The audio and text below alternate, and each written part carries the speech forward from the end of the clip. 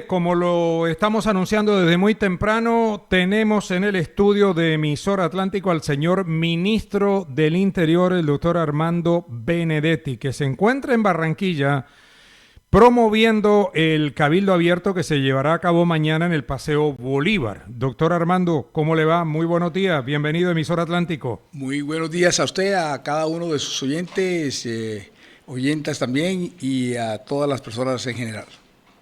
Bueno, ¿cómo va la organización del evento de mañana, 3 de la tarde, Paseo Bolívar? A ver, que tengo aquí un pequeño problemita. Resulta que estamos organizando diferentes actores sociales, entre ellos los sindicatos, los campesinos, los indígenas, los jóvenes, los estudiantes.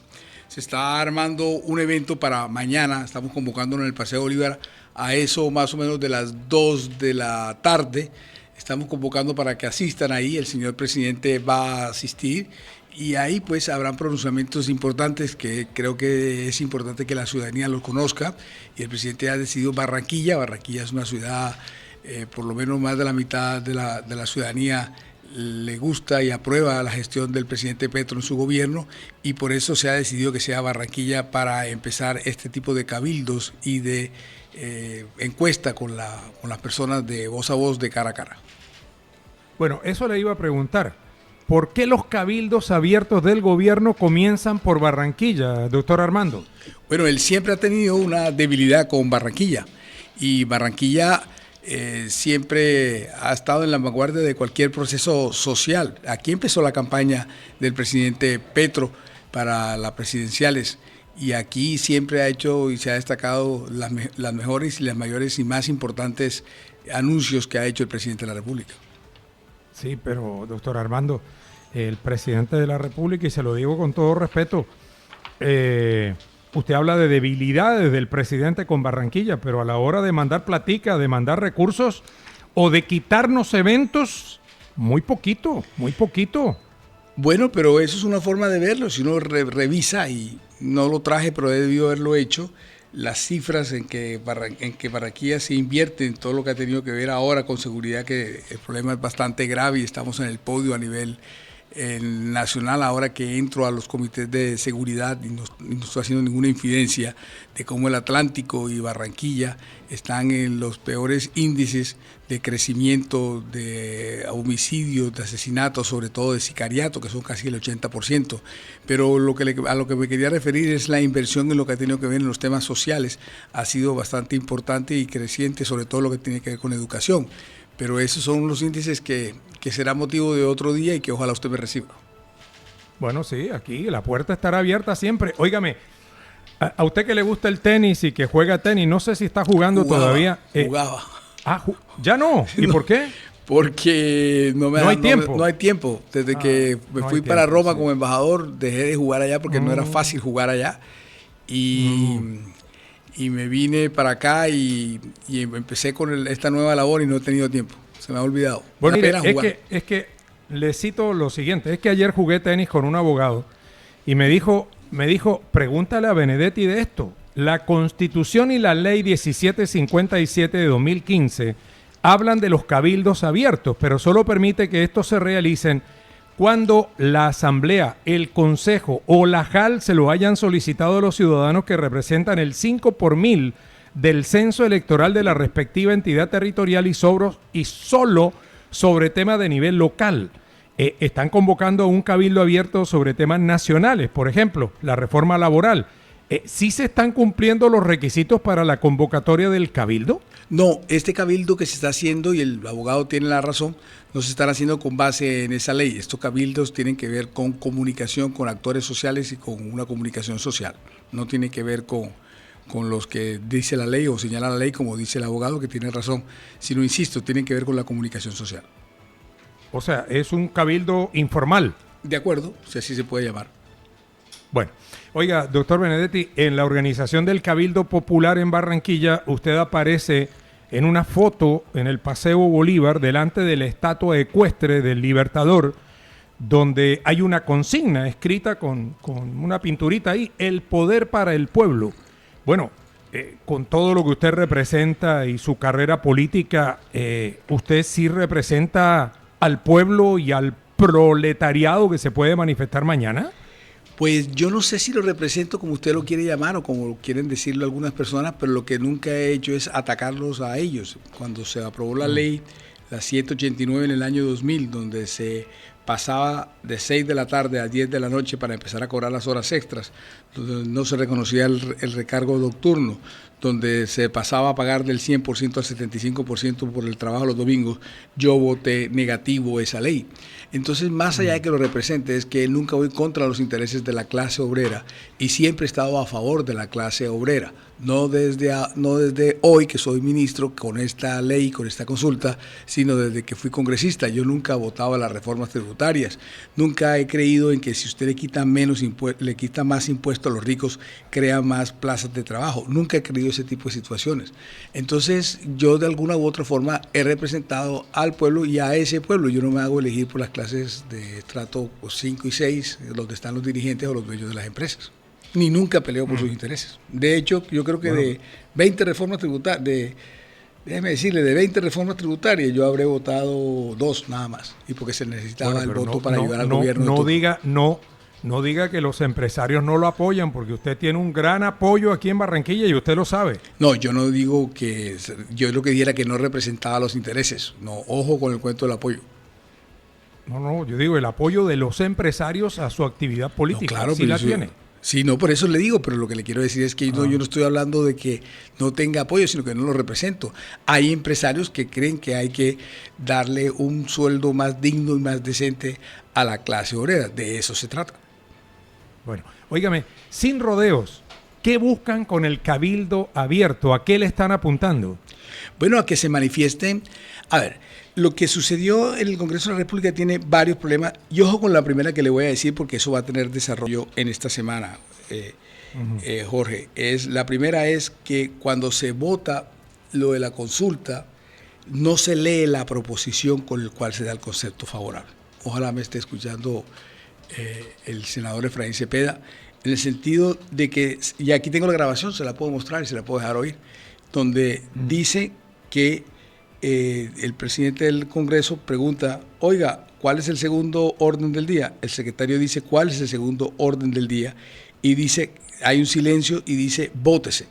La consulta anterior que se votó, que fue la de Claudia López, hay una proposición en la cual dice que si se da o no se da concepto favorable. Luego no se da un concepto favorable. Ese es un primer punto. El segundo punto es que también están las grabaciones, cómo se aclara y se cambia el voto. Una persona que parece que se equivocó al votar, pero ese no es mi problema ni es la discusión, sino que una vez cerrada la votación, entonces aclaran y cambian el voto.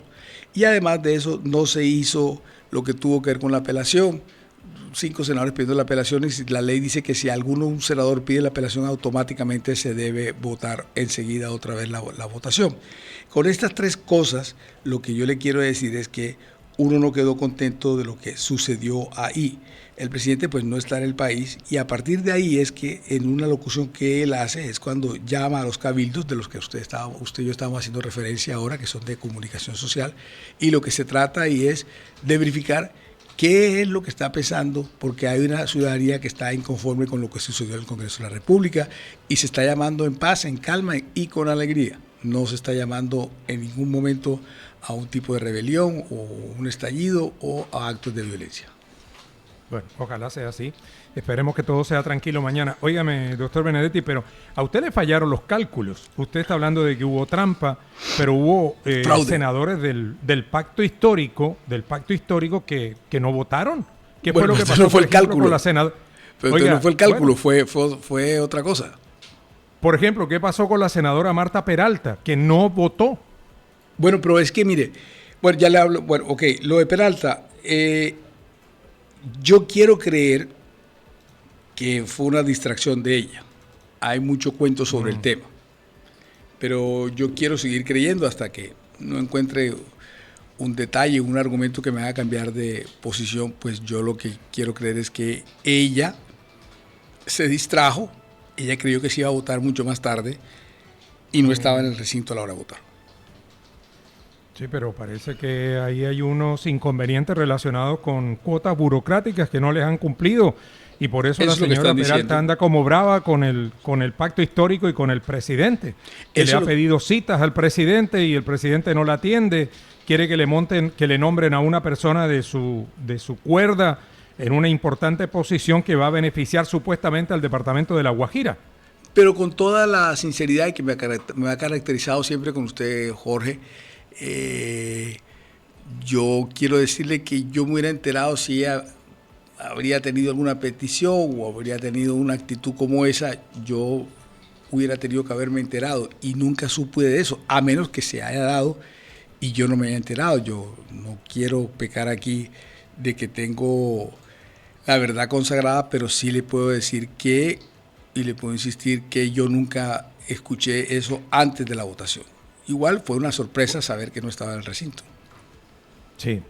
Bueno, yo creo que falló el cálculo ahí. Óigame, Pero más doctor que falló el Armando. cálculo, la votación duró solamente 2 minutos. 2 minutos y 11 segundos. Y eso se estila que puede durar entre 5 y 10 minutos y la ley permite que sean 30 minutos. Ya venían 2 senadores, Temístocles y Ana María Castañeda, que iban a votar por el sí, y habían otros 3 conservadores que estaban pensando en entrar a votar por el sí.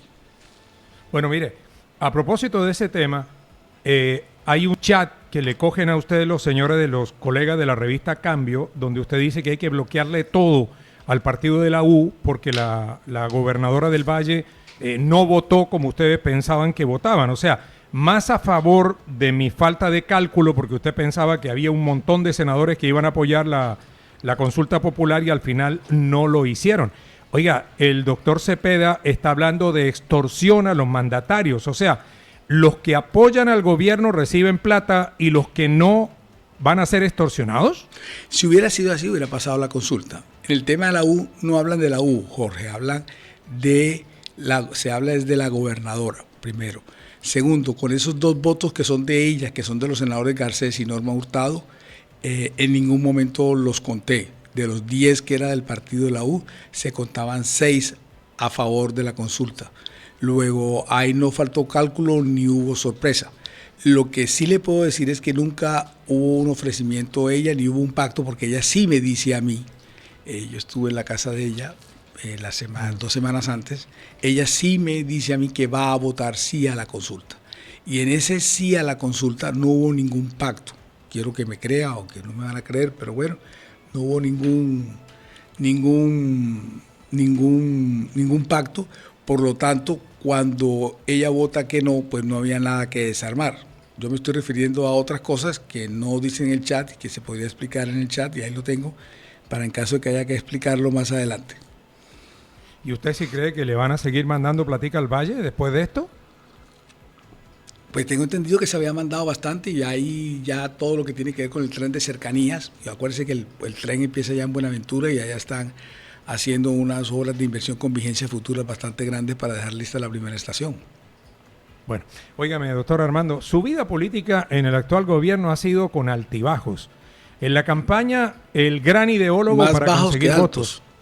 Bueno, no, yo creo que altos. Y ahora le voy a decir por qué. Lo mandaron para 2 embajadas por su pelea con su querida amiga, doña Laura Sarabia. Estuvo fuera del radar, pero después se agigantó y usted tomó las riendas del poder en el gobierno del cambio. ¿Usted cómo hace para manejar todas estas situaciones, a veces adversas, a veces favorables? Mire, independientemente de cualquier cosa, y lo digo muy de manera responsable y con respeto, es admirable lo que usted hace y consigue. Bueno, le agradezco mucho sus palabras porque es de las pocas personas que de pronto lo reconoce y se lo digo con mucho sentimiento lo que lo va a contestar ahora. Sí, me ha tocado duro debido a unas traiciones y de pronto creo que es la primera vez que me refiero a eso porque cuando es sobre Laura Sarabia no me refiero a absolutamente nada. Me ha tocado algo difícil, esas tribulaciones como usted le llama, y tienen que ver con un poco algunas decisiones tontas y erradas que hicieron dentro del gobierno, que además se complementaron con otras mías. Y sí me ha tocado duro, insisto, pero como usted dice, lo he soportado debido a que el 95% de las cosas que hay son inventos y cosas perversas que me quieren hacer y me hacen y que no se ajustan a la verdad. Es posible que por eso puedo dormir tranquilo, puedo tener la conciencia tranquila de que todas son emboscadas lo que me están haciendo. ¿Sí duerme bien, doctor Armando? Como usted me debe dormir, puedo dormir hasta 12 horas, 14 horas. Lo que pasa es que últimamente vengo durmiendo 5 horas, 4 horas, 5 horas, 6 horas diarias, pero a veces cuando vengo a Barranquilla los fines de semana, porque mi familia se quedó aquí, mis hijos se quedaron en los colegios de aquí de Barranquilla, yo vengo y puedo dormir 14 horas, 12 horas tranquilamente. Cuando puedo descansar, descanso como un oso. Bueno, volviendo al tema de Laura Sarabia y para salir de eso, ¿Laura Sarabia tiene las horas contadas en el gobierno del presidente Gustavo Petro? Yo creería que no, Jorge, yo creería que no. Pero es que después de los desplantes y los regaños en China, no creo que vaya a sostener a un ministro en esas condiciones. Bueno, pero usted me está preguntando y yo le puedo dar mi apreciación y yo le diría que no. De pronto la lógica diría que sí, pero mi apreciación es que no. Bueno, todos los que se enfrentaron y rajaron contra usted en el Consejo de Ministros televisado, el famoso Consejo de Ministros, han ido saliendo del gobierno. ¿Son peticiones suyas al presidente Petro o prefiere que lo dejen quieto? Por ejemplo, la señora Muhammad, que era la consentida del presidente de la República, está fuera. Francia Márquez, la compañera de lucha del presidente de la República, salió del ministerio. Bueno, quedó porque fue elegida como él vicepresidente de la República. Gustavo Bolívar ya parece que no será el candidato, está casi afuera. Y tantos otros. ¿Cómo es el asunto? Bueno, yo lo que veo es que ese día ellos se equivocaron y se equivocaron fue con el presidente, que es posible que me hayan cogido a mí como una excusa, que había más bien una lucha interna, entre comillas, por tomarse Palacio, y que ellos se venían reuniendo desde noviembre, diciembre del año pasado en la casa de la vicepresidenta, y que ahí mismo, y estando ahí mismo, pues de alguna u otra forma estaban conspirando contra el mismo presidente, ¿no?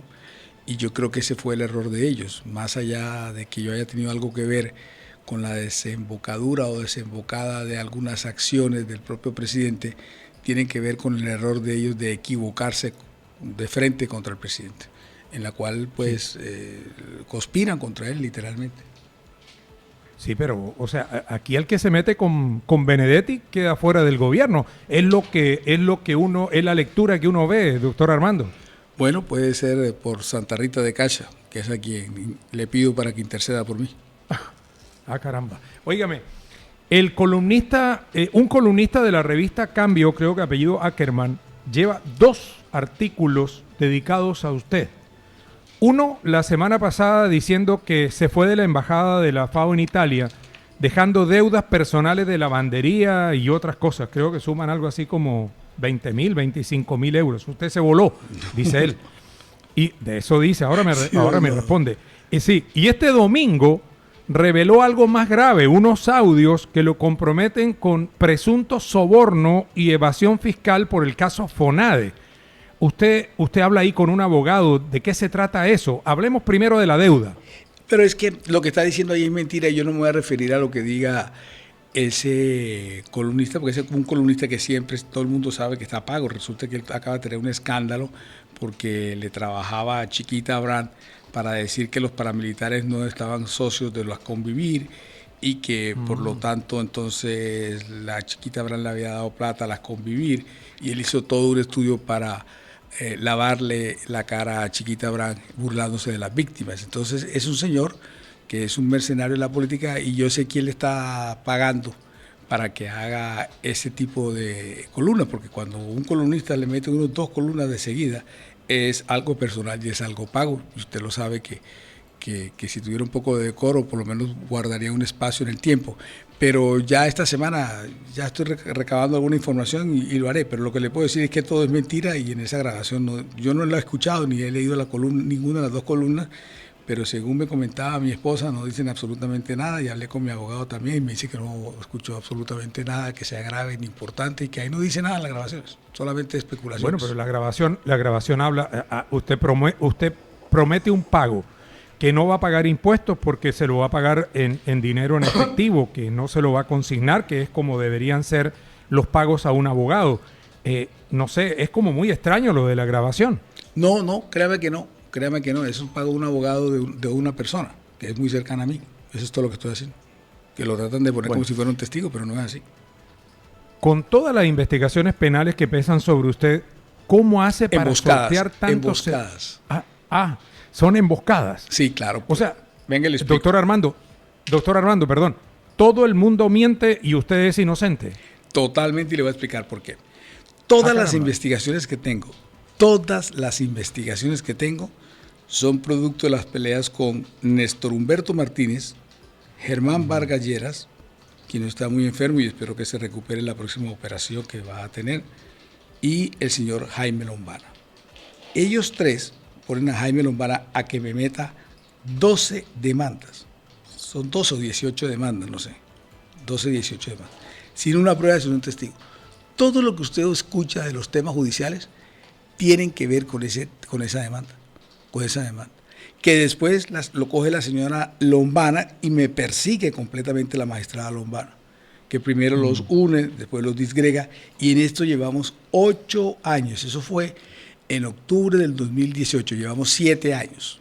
7 años llevamos, Jorge, en los cuales me acabaron, porque vamos a decir la verdad, me acabaron y me tengo que aguantar preguntas, y usted tiene toda la razón y todo el asidero para hacerlo. Tengo que aguantarme preguntas como para eso.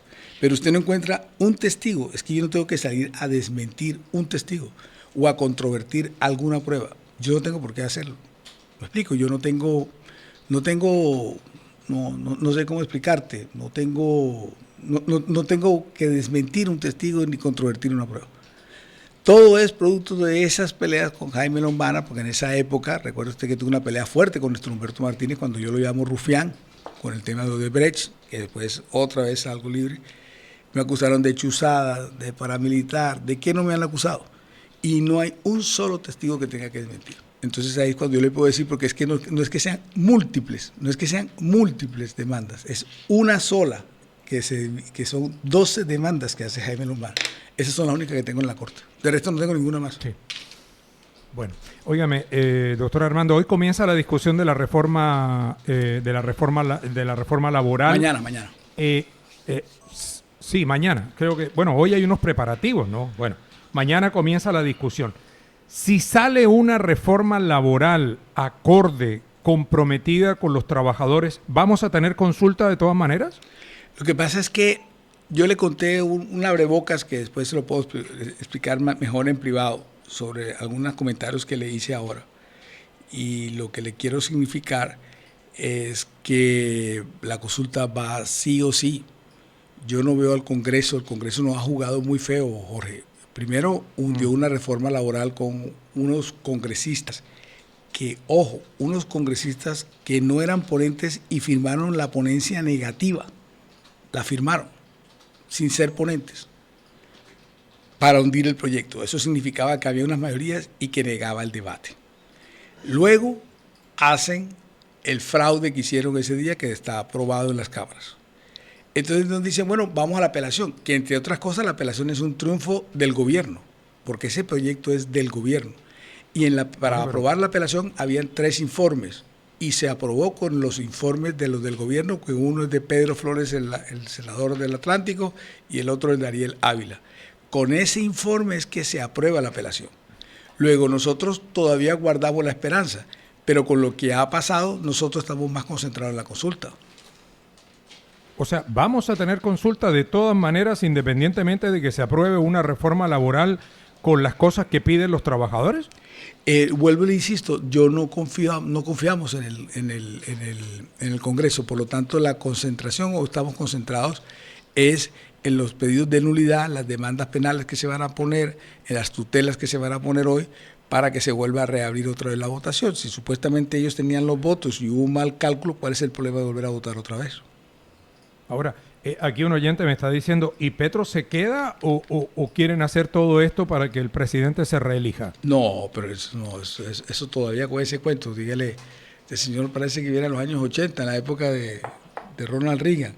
Ya queda clarísimo que el presidente Petro no va a transgredir lo que es la Constitución, de que no hay asidero tampoco para que él se quede. No es su estilo ni su talante de ser dictador. y no hay forma de que se vaya a quedar ni que se quiera quedar. O sea, no hay ni voluntad ni asidero para que se quede Jorge, se lo puedo jurar. Bueno, la pregunta del día que estamos formulando hoy en Emisora Atlántico guarda relación con la candidatura del doctor Gustavo Bolívar, que habló aquí el jueves, bastante largo, por cierto. Bolívar dice que si el presidente no le da la bendición, él se retira, que él no es traidor, que él no va a armar entuertos, pero le duele mucho que vaya a escoger una persona que no es de las entrañas del pacto histórico. ¿Será que su amigo Roy Barreras es el candidato? Bueno, yo no sé, yo la verdad estoy un poco como más allá de lo que vaya a pasar dentro de los candidatos para el gobierno. Yo tengo otros problemas mayores y, como usted Lutica lo señalaba, tengo las tribulaciones mayores. Ellos verán quién decide. Yo siempre he creído que el candidato, entre comillas, ideal es aquel que se sitúe en el centro y sea capaz de comunicarse o tender puentes con otros partidos. Ese es el que le puede ir bien. Llámese Amaya, llámese Roy. Si Gustavo Bolívar logra meterse en ese centro, puede hacerlo. Porque tal como están las cosas, va a pasar uno de la derecha, que puede ser Fajardo o puede ser Vicky Dávila, y el otro tendrá que ser de lo que llaman unos restos del mundo, que puede ser del Partido Liberal, puede ser del Pacto Histórico, o puede ser de esa persona que logre ponerse en el centro. Ese es como el análisis que yo le podría decir de qué se vaya a hacer. Ahora, lo inteligente y lo bueno sería que los del resto del mundo se pusieran de acuerdo en que quien pase a primera vuelta, o mejor, si hubiera una consulta en marzo, ese sería el candidato de restos del mundo. Ese sería lo inteligente y lo ideal. Pero como hay una cantidad de vicisitudes de que el centro no quiere untarse o no quiere ensuciarse o no le gusta que lo vean con la gente de la izquierda ni tampoco de la derecha, esas posiciones pueden lograr que todo el mundo termine dividido y llegue dividido a la primera vuelta. Pero si aún así se hiciera un acuerdo previo a la primera vuelta, muy posiblemente ese candidato de centro tenga realmente una disposición a ganar. Ahora, lo que está sucediendo es que todos están buscando a ver quién es el antipetro y todos están haciendo esfuerzos para buscar llegar a ese podio. Y en eso es lo que se desgastan los candidatos de Uribe, que tampoco tiene, Vicky, que a veces parece de fuerte y a veces parece de papel, Fajardo, que siempre es una incertidumbre que vaya a pasar con él. Y ese es como realmente el panorama para las presidenciales, que si usted lo ve sigue siendo incierto y a veces hasta completamente desierto, pues. Sí, pero usted es el hombre fuerte del gobierno del presidente Gustavo Petro. No lo siga diciendo si porque usted... me clavan más. No, pero la verdad, lo que diga Benedetti se hace en el gobierno. No, pero no te haga el humilde porque no es así. No es humilde, ahora, es que cada vez que lo dice, Armando, la envidia crece. Armando, es verdad. El hombre fuerte del gobierno Petro se llama Armando Benedetti. Eso no es mentira ni estoy especulando. Si usted tuviera que proponerle un nombre para candidato al presidente, ¿a quién le propone? No lo tengo. Si lo tuviera, esa es una de las... Alguien va a decir que estoy interviniendo en política, pero yo considero, y lo digo es para que quede grabado y buscar la grabación, de que intervenir en política es cuando usted tiene un candidato y pide el voto por esa persona. Una de las dolencias que tiene este sector ahora es que no hay candidato. No digo que no lo vaya a haber, no digo que no pueda aparecer o que no se pueda crear. No estoy hablando cuando crear, no estoy hablando desde el punto de vista ficticio, pero sí hay las condiciones para que se cree. Si el presidente Petro o el pacto histórico hoy tuviera un buen candidato, sería el presidente de la República. A pesar de todo lo que le han inventado al gobierno, a pesar de todo lo que no han inventado, con todo y eso, hoy es posible de que así sea. De hecho, el hundimiento de la consulta es un miedo que tenía la derecha y el Congreso de que las elecciones para el 2026 iba a estar metida la consulta y que eso significaba la derrota de ellos. Fíjense ustedes el miedo que le tienen a la calle y a las urnas los mismos congresistas que viven y salen elegidos de las urnas. Entonces la respuesta es no lo hay, pero si lo hubiera, ganaríamos. Luego habrá que buscarlo. Sí. Bueno, esta pregunta no es mía, me la sugiere un oyente. ¿Usted cree que hubiera sido válido que Uribe hubiera hecho una consulta para proponer su reelección cuando tenía el 80% de favorabilidad? Él hizo el referendo y la consulta no era para Petro, era para los trabajadores porque el Congreso había hecho un bloqueo institucional. Y la ley de la consulta dice, y hay fallos sobre esa ley, en la que dice que cuando hay un conflicto, entre comillas, entre el Ejecutivo y el Legislativo, se dirime a través de la consulta. Luego, entonces lo que había, porque esta es la segunda vez que habían bloqueado la reforma laboral y con los mismos argumentos. Luego, y poniéndose del lado de la clase dirigente, es que los argumentos que llevan los congresistas son los mismos que lleva la clase dirigente. Entonces, ahorita, cuando venía entrando aquí a la cabina, escuché al presidente de FEDesarrollo que decía que ellos estaban dispuestos a ceder como si ellos no son los que hacen la ley o son los que tienen que ir a debatir o a decidir. Dispuestos a ceder quiere decir que tienen representantes en el Congreso de la República que esté pendiente de lo que quiera la clase dirigente, y es a eso a lo que me refiero. Bien. Armando, voy a apelar a tu condición de barranquillero para cerrar esta entrevista. Claro que sí, Jorge. Al comienzo usted manifestó algo relacionado con el cariño que le tiene el presidente Gustavo Petro a Barranquilla. Pero los hechos demuestran lo contrario. Nos ha dado palo el presidente y duro. Nos quitó los Juegos Panamericanos, nos quitó un evento internacional que teníamos en Barranquilla, no manda plata para la salud, no manda plata para la educación. Armando, ponte la mano en el corazón. Tú que eres el hombre fuerte del gobierno, del pacto, hombre, que dejen de golpear a Barranquilla. Te lo pide de corazón un barranquillero que llegó aquí hace muchos años y que siente que no nació, pero es como los barranquilleros. Pilas con eso. Bueno, yo le contesto esto. Yo sé que ha habido unas vicisitudes aquí con el gobierno local y que conllevan a ese tipo de aseveraciones. Yo me comprometo con usted y le voy a poner fecha más o menos, deme 2-3 semanas, yo coordino con usted en privado cuándo puedo venir acá y compartimos cifras en lo que se ha hecho de inversión, primero. Y segundo, de lo que se va a hacer inversión por Barranquilla. En todo lo que ya tiene no que queda ver mucho sobre tiempo. todo con vivienda. Llevamos 3 años ya, vamos para el cuarto. No, pero es que yo le voy a demostrar con cifras, porque yo en el corto periodo que estuve como jefe de despacho, que estaba al cargo de la unidad de cumplimiento, las cifras no son como dicen algunos mandatarios locales. Y le voy a traer con cifras lo que se ha venido haciendo, sobre todo en los sectores sociales. Entonces yo le voy a traer esas cifras y le voy a traer sobre todo las que tienen que ver con inversión a corto plazo, a que usted las va a ver. Y me voy a comprometer con Barranquero porque es algo que tengo y que lo he venido pensando los últimos 2-3 semanas, sino créame que no he tenido tiempo ni de respirar. Mire, yo me posesioné, y perdona que lo diga así, yo me posesioné de ministro, yo vine a conocer el baño en mi oficina como a los 15 días, ni siquiera he podido llegar al Ministerio del Interior, a la oficina.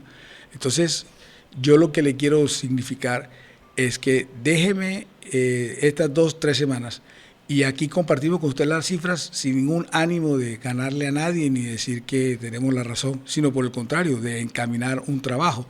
De hecho, ya venía hablando con algunos sectores de empresarios y de algunas agremiaciones importantes de la ciudad para hacer una hoja de ruta aquí en Barranquilla, para venir a ayudar de verdad como barranquillero, como persona que nació aquí. Mi papá nació aquí, mi abuelo nació aquí, mi bisabuelo nació aquí, el papá de mi bisabuelo nació aquí, el abuelo de mi bisabuelo nació aquí en Barranquilla.